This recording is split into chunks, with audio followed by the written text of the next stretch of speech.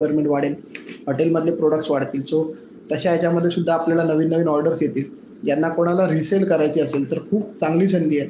कारण मार्केटला तुम्ही बघाल तर वेगवेगळे ब्रँड्स आहेत. मी नावं नाही घेणार कुठच्याच ब्रँडची, कारण तो विषय आपल्याला कोणाला स्पेसिफिक टार्गेट करायचं नाही. पण बरेचसे नावाजलेले जे ब्रँड्स आहेत त्यांच्याकडे ती हळद कमीत कमी ₹400 विकली जाते. कमीत कमी सांगतोय, म्हणजे 100 ग्रॅमचं पॅकेट तुम्ही जाऊन चेक करा, तर ते 100 ग्रॅमचं हळदीचं पॅकेट हे तुम्हाला कमीत कमी 410 म्हणजे सॉरी ₹41, ₹42, ₹45 मिळतं. म्हणजेच याचा अर्थ काय, ती 1 किलो झाली ₹410, ₹450, ₹420. हीच हळद तुम्ही कमीत कमी 25 किलो जरी घेतलात तरी तुम्हाला आपण ₹230 देतोय. म्हणजे ₹170ची मार्जिन तुमच्याकडे किलो मागे येते.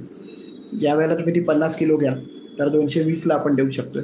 आणि जर तुम्ही 100 किलो किंवा त्यापेक्षा जास्त घेणार असाल तर आपण 210ला सुद्धा ती उपलब्ध करून देतो.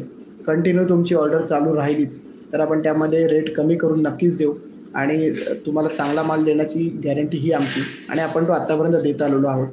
रिसेल करण्यासाठी तुम्हाला खूप चांगली संधी आहे.